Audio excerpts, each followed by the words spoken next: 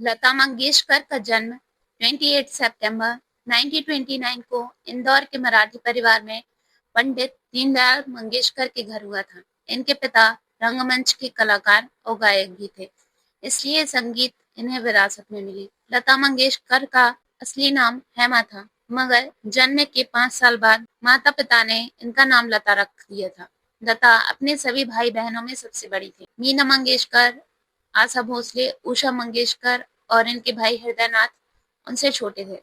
इनके जन्म के कुछ दिनों बाद ही परिवार महाराष्ट्र चला गया। लता मंगेशकर ने केवल 5 साल की उम्र में ही अपने पिता के मराठी संगीत नाट्य में काम किया। 1942 में इनके पिता की मौत हो गई। इस दौरान ये केवल 13 साल की थी।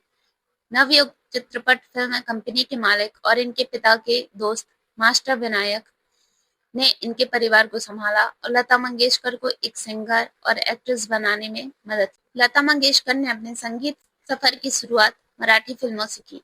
इन्होंने मराठी फिल्म किटी हासल के लिए एक गाना नाचू या गडे खेलू सारी मनी हंस भारी गाया, मगर अंत समय में इस गाने को फिल्म से निकाल दिया गया।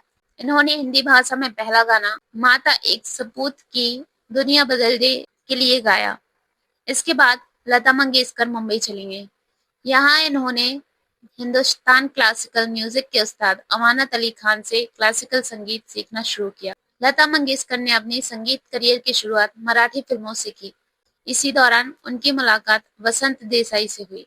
1947 में भारत बंटवारे के बाद उस्ताद अमानत अली पाकिस्तान चले गए। लता मंगेशकर ने उस्ताद बड़े गुलाम अली खान, पंडित तुलसीदास शर्मा और अमानत खान देवसल्ले से संगीत सीखा। 1948 में विनायक की मौत के बाद गुलाम हैदर लता मंगेशकर के संगीत मेंटर बने। हैदर ने लता की मुलाकात शशिधर मुखर्जी से कराई, जो शहीद फिल्म बना रहे थे। उन्होंने लता मंगेशकर की ज्यादा पतली आवाज होने के कारण उन्हें अपने फिल्म में गाने का मौका नहीं दिया। हैदर ने लता मंगेशकर को मजबूर, जो 1948 में आई थी, में पहला ब्रेक दिया।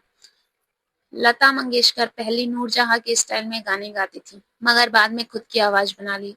उस समय के ज्यादा हिंदी सिनेमा के संगीतकार हिंदी के अलावा उर्दू शब्द का प्रयोग ज्यादा करते थे। दिलीप कुमार ने भी लता मंगेशकर को हिंदी उर्दू गाने में मराठी टोन प्रयोग करते सुना था, जिसके बाद लता मंगेशकर ने उर्दू शिक्षक से उर्दू भाषा की शिक्षा प्राप्त की। 1949 में आई फिल्म महल में मधुबाला के लिए गाया हुआ गाना काफी लोकप्रिय हुआ। गाना था आएगा आने वाला। 1950 में लता मंगेशकर ने कई संगीतकारों के साथ गाने गाए, जिसमें अनिल विश्वास, शंकर जयकिशन, नौशाद अली, एस टी बर्मन, मदन विनोद सहित कई दिग्गज संगीतकारों के साथ काम किया। 1955 में लता में तमिल फिल्मों के लिए गाने गाए। लता मंगेशकर ने नौशाद के लिए रागों पर आधारित कई गाने गाए, जिसमें बैजू बावरा, मुगले आजम, कोहिनूर मशहूर फिल्में हैं। शंकर जयकिशन के साथ आग, आह, श्री 420, चोरी चोरी और भी कई गाने गाए। लता मंगेशकर एस टी बर्मन के साथ सबसे पसंदीदा गायिका थी। उन्होंने साजा, देवदास जैसी फिल्मों में कई गाने गाए। इसके बाद लता मंगेशकर और बर्मन में अनबन हो गई, जिसके कारण लता मंगेशकर ने 1972 के बाद एस टी बर्मन के लिए कभी गाने नहीं गाए। लता मंगेशकर ने पहली बार 1958 में बनी मधुमती के लिए सलील चौधरी द्वारा लिखे गए गीत आ जा रे परदेसी के लिए film fair award for best female singer का अवार्ड जीता। 1950 से पहले लता ने श्री रामचंद्र के लिए कई गाने गाए। 1960 में लता मंगेशकर ने कई लोकप्रिय फिल्मों में अपनी आवाज दी, जो काफी हिट हुए और आज भी गाए जाते हैं, जिसमें मुगले आजम के लिए प्यार किया तो डरना क्या, दिल अपना और प्रीत पराई के लिए अजीब दास्तां है ये। इसी दौरान उन्होंने आज फिर जीने की तमन्ना है, गाता रही मेरा दिल, होठों पे ऐसी बात जैसे कई गाने गाए। 1961 में लता ने लोकप्रिय भजन अल्लाह तेरो नाम और प्रभु तेरो नाम जैसे भजन गाए। वहीं 1963 में पंडित जवाहरलाल नेहरू की उपस्थिति में देश का सबसे जीवंत गीत ए मेरे वतन के लोगों गाया। इस गाने के बाद नेहरू जी की आंखों में आंसू भरे। लता जी ने 1960 से 1980 के दौरान कई संगीतकारों के साथ काम किया और कई हिट गाने गाए, जिसमें मदन मोहन, लक्ष्मीकांत प्यारेलाल, सलील चौधरी और हेमंत कुमार के साथ कई बंगाली व मराठी गाने भी गाए। लता मंगेशकर ने 1960 के बाद से कई गायकों के साथ गाने गाए, जिसमें मुकेश, मोहम्मद रफी, मन्ना डे, महेंद्र कपूर, किशोर कुमार शामिल हैं। लता और रफी में गाने की रॉयल्टी को लेकर मनमुटाव हो गया था, जिसको संगीतकार जय किशन ने दूर किया।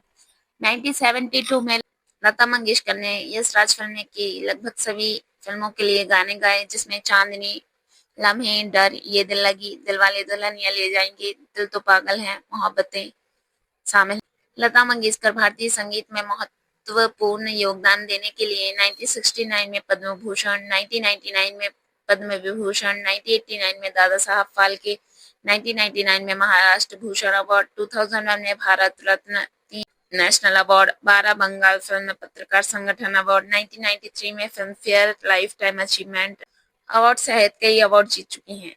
लता मंगेशकर ने 1948 से 1989 तक 30,000 से ज्यादा गाने गाए हैं, जो खुद में एक बहुत बड़ा रिकॉर्ड। लता मंगेशकर की मृत्यु 6 फरवरी 2022 को मुंबई के ब्रीच कैंडी हॉस्पिटल में हुई थी। वे कुछ समय से बीमार थी। उनकी महान गायकी और सुरमय आवाज के दीवाने पूरी दुनिया में हैं। प्यार से सब उन्हें लता दीदी कहकर पुकारते हैं।